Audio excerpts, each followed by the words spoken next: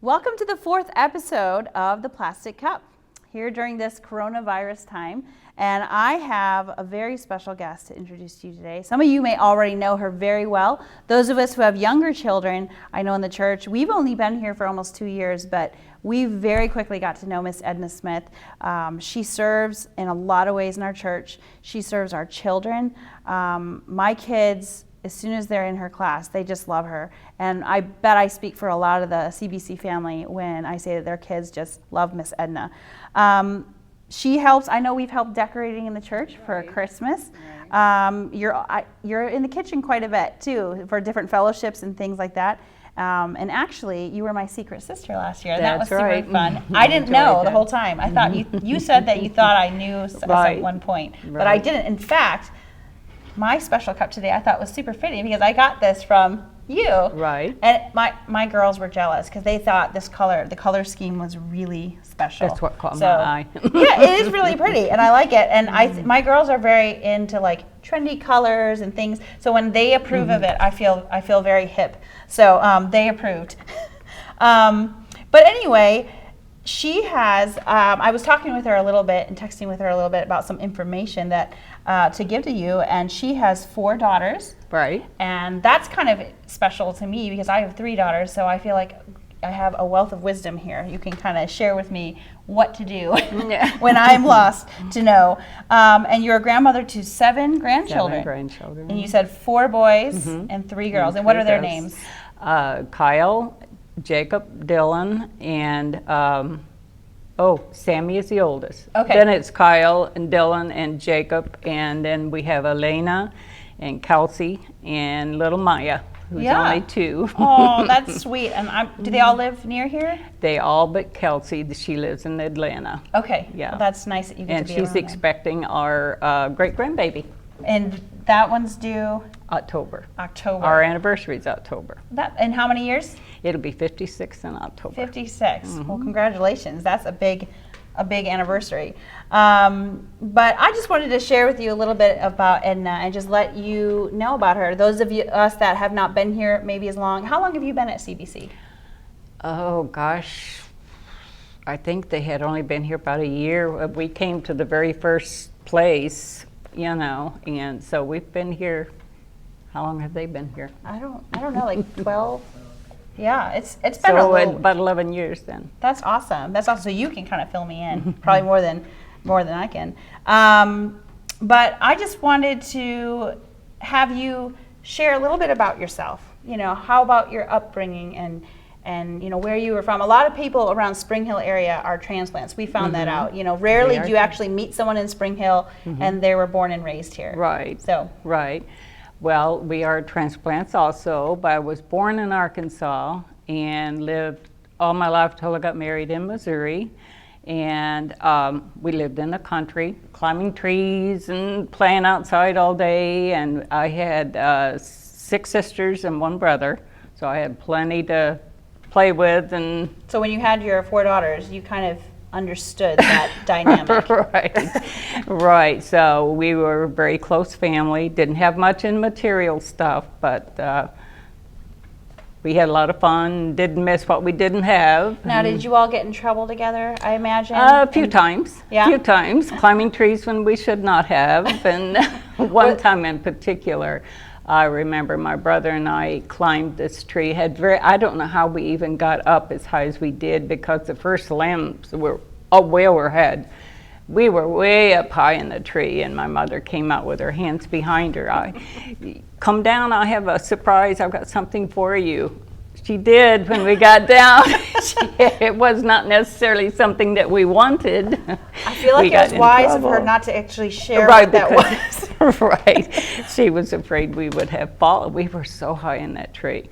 So, but anyway, yeah, we had a lot of fun. It's funny how your perspective changes. When you're a kid, I know. You don't think about that. You're like, what's the big deal? And now that you're a parent, grandparent, you're like, that was really high and probably not the wisest thing. It changes with the grandchildren also, like things that I probably got in trouble for. It's not such a big thing now with the grandchildren. That's all right. Do your children give you a hard time about that? Yes. Yeah. Yes. Like we would have never gotten away with this when you were. Little Maya was over yesterday, actually. I kept her all afternoon. She did not want her dinner, but she wanted ice cream. And I told her she had to at least eat 2 bites of dinner, but she did not. But we finally got it around and she had her ice cream. So yeah, the kids will do a lot of things for treats and ice cream. You can definitely use it. I don't know, in the grand scheme of things, there's all these books about bribe. You don't, use a reward system, don't use a reward system. Right. But let's face it, ice cream seems to always work for most of them. Right. Now, we just had Mother's Day recently. What are some of the takeaways you have from your mother? Just, raising all the kids there and always there for us. Like I said, we didn't have much. Get choked up, but we had a lot of love. That's awesome. That's awesome. I think it's hard nowadays. There's so many things kids can have. They're right at their fingertips, right away. We're in an age of fast food, fast internet, fast everything. And I see it even in my own kids, and even myself, instant gratification and things like that. But I do think there's value in just letting the kids, play simply. And just like you said, time, being there. And I think that's really important. She canned our food, large garden, and we did a lot of canning and, So did you learn some of those skills from her over the years? Some. Some, yes. Now, it seems like most women I know, they either like cooking a lot or cleaning or gardening or, things like that. But, I mean, then there's those exceptional few that kind of like doing it all and are good at it. But do you have things house chores or that you don't like to do that are not your favorite, and then some that you're like, no, I enjoy that? There's days when, cleaning, I love to clean, and I like to look back and see, it looks so nice. And then there's other days, it can wait till tomorrow. It's just not as important as what it used to be to have everything just so. Okay. Now, you had mentioned how it's different having the grandkids. It feels different. Versus the kids. When you were what do you think makes some of those differences? Oh, gosh.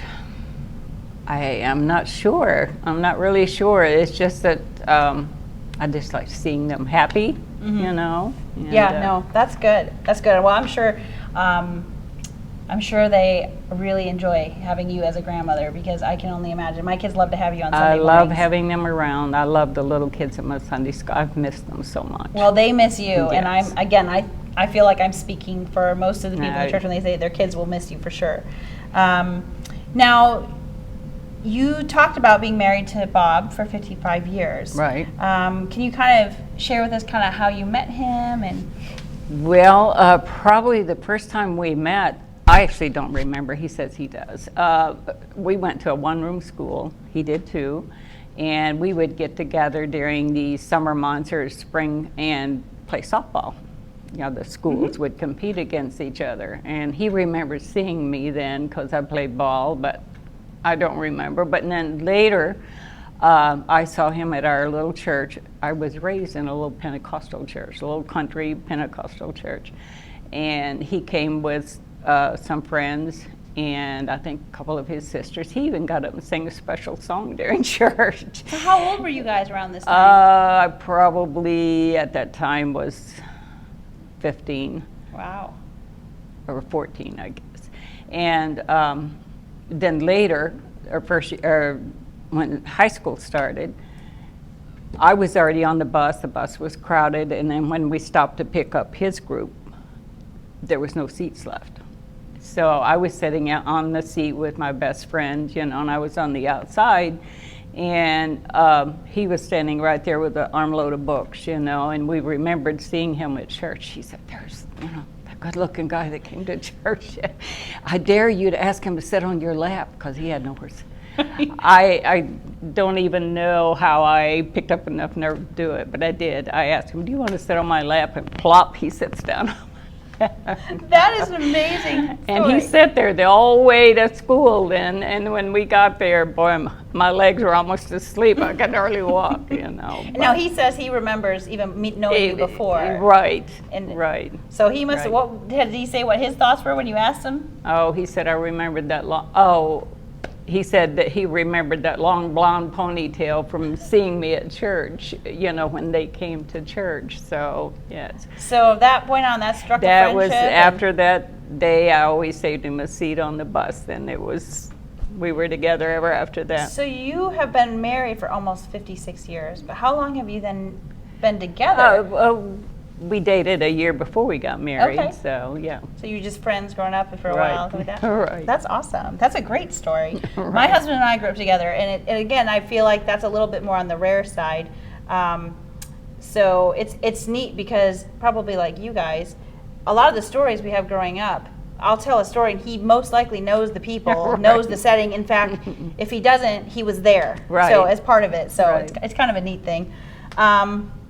So I forgot I'm going to go back to, here on the plastic cup, and I did not bring a plastic cup this time, but you brought a cup. Can you share a I little bit did. about your cup? Well, like I've had many cups over the years, but this is one of them. It actually came from one of the little guys that was in my Sunday school class that William Bernard.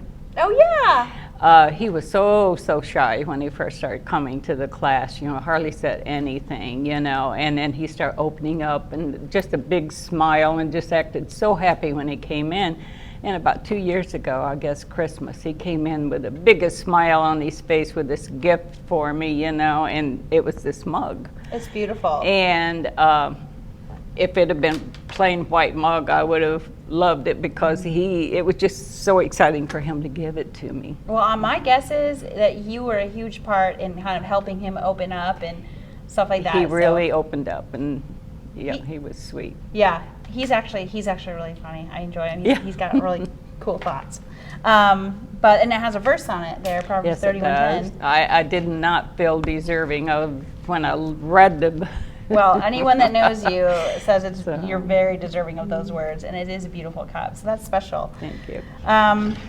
So we talked a little bit about your upbringing, how you met your husband. Can you share a little bit of how you kind of came to know Christ? Well, like I said, I grew up in a little Pentecostal church, and they had what was called altar call. Okay. You would go down to the altar and you'd pray, and they believed to get the Holy Ghost you had to speak in tongues. Okay. And I would go down night after night after night, and it just was not happening, And there would usually be an older person that would pray with each younger person that would come down. And this one night, this older lady that was praying with me, and I think I was in tears, and finally she said, well, she doesn't know how to pray. And that just did something to me. I thought, well, it's just not meant to be. So that was it then for a number of years, actually, until after Bob and I got married. He went to work for General Motors in St. Louis, and we got transferred to Syracuse, New York. We were probably there 10 years, and I just felt that need. I knew there was something missing. And we tried a couple churches, and it just was not right. And I started passing this church that was just being built, a little small church, and it was named Beacon Baptist. And something about that, I just thought, and I kept watching and watching. Now I noticed they had the phone number there, so I called that phone number, and the pastor answered, Vic Watkins. And he had told us, love to have you come. So myself and at the time my 2 youngest daughters went with me. Bob did not want to go in the beginning, and that was it. It was home. I mean, they just loved on us, and and it was home. And he asked if he could come out and talk to us, and he sat down and went through the plan of salvation with my daughter at the time, Carmen. She was 13, and we both got saved. And then it wasn't too long till Bob started going, and he didn't go very long at all till he came down front, and he was saved also. So, and well, Carmen and I was baptized shortly after we got saved. And then Bob got saved, and him and Becky got baptized at the same day then. That's amazing. Yes, and it was. Now, after that woman had told you that you didn't know how to pray, it wasn't working out for you, did you keep going to the church? I did not. You I kept going to church, but I never went back down front. Okay. You know, Okay. because it really hurt. Right. You know. I think, I think it's a good lesson on how our words can really build and can really tear down.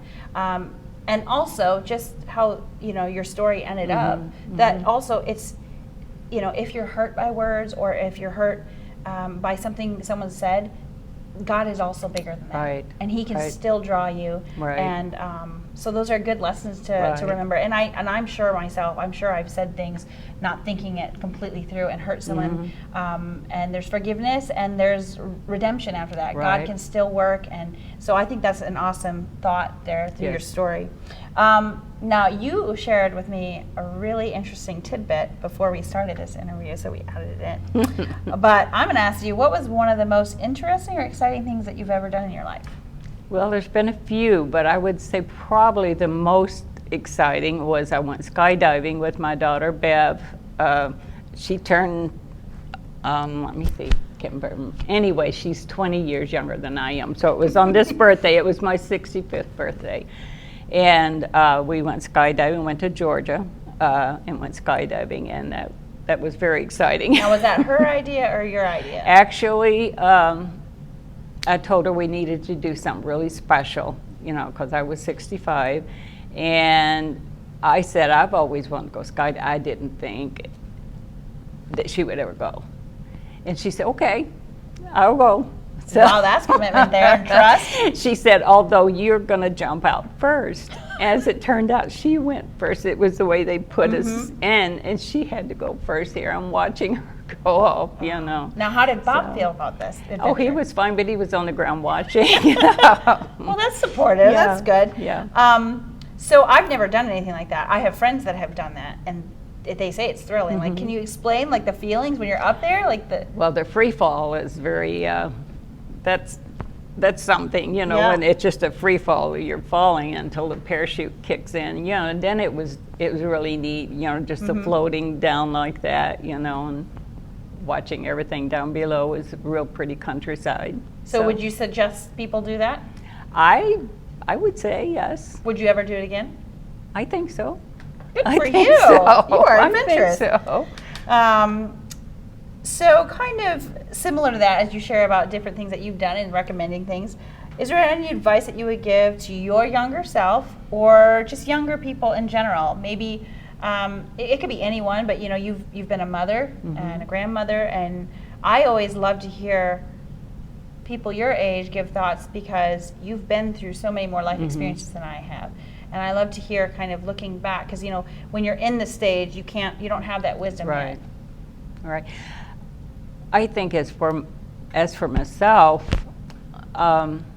advice, I wished I would have not wandered away, not have let that person set me back, and stayed the course and not waited so long, because I think we would have avoided some heartache along the way, But it's hard to know. Yeah. It's hard to know. Yeah. And the good thing is, your story is, and that's what really this series is about, is sharing people's stories and letting it be a help to other people. Right. And I think that, again, just that was in your story. God had it that, you were to come back to him in such a way. And it was neat that you got to be able to make a salvation testimony with your daughter. And, Right. And that's really a neat thing. We talked a little bit about this before the interview, but two big questions I usually kind of wrap up with are, what would you say are things that fill your cup spiritually and physically when you feel depleted, when you feel like you don't have energy or discouraged? Well, I like quiet time like most anyone, just maybe being alone with a good book or something, but I also like being outside, working with the flowers. That just really, planting the flowers, digging in the dirt, as far as physical. Spiritual, being here at church I've missed tremendously, because it just really is fulfilling on a Sunday when you come to church and listen to the music and the pastor preaching, and he's been a wonderful pastor, him and Dina, you know. So. I definitely feel too, like sometimes, you know, it's stressful getting to church, depending on your morning. But even if somehow you couldn't catch the message because you were serving in different ways, or even little conversations with brothers and sisters in Christ, man, they can really lift you up. And they can. It could be a passing thing in the hallways, but I know for myself, those little things make a big difference. So we definitely miss meeting together. And we do. Again, this is one of the reasons we're doing this, to try to kind of be able to converse and to have some time together, get to know one another. I was a little nervous that you were going to talk about you should go like jumping out of planes to fill your cup. I was like, I don't know if I can be doing that. But I'm a little afraid of heights myself. Well, I had done parasailing previously to that. So this is nothing. A couple times and loved it, you know, so I thought, well, it can be too much harder. Well, it probably sounds like I need to ask you what's on your to-do list. It sounds like you have some pretty big, lofty goals. I haven't done zip lining yet. That's all right, zip lining. All right, Bob, you got to get her zip lining. Everest, what else is on your list? But, well, that's awesome. I'm so thankful that you were willing to come and just share your heart, share your testimony. Dan and I personally have really enjoyed getting to know you and Bob. Bob has been a blessing to all of us, but to Dan on several occasions. We just appreciate your encouragement and your love for our children. I know Dan has said this before, but like a way to love families is just pouring into their kids. That means so much. I know I love any advice I can get from people about raising kids and your marriage or your family, but I especially those who I feel like are in the trenches with us, which you are. You're assisting us by teaching our children about God and modeling it and loving them. And so when you say words to me, because you're in the trenches helping and you're supporting us in that way, like it means so much more, because I know they're not just words to you, that you're willing to like sacrifice and be down there with us. And I know I appreciate that, and I've talked with many moms in the church and they feel the same way about you. So we're so appreciative of your ministry to our kids, and it means a lot.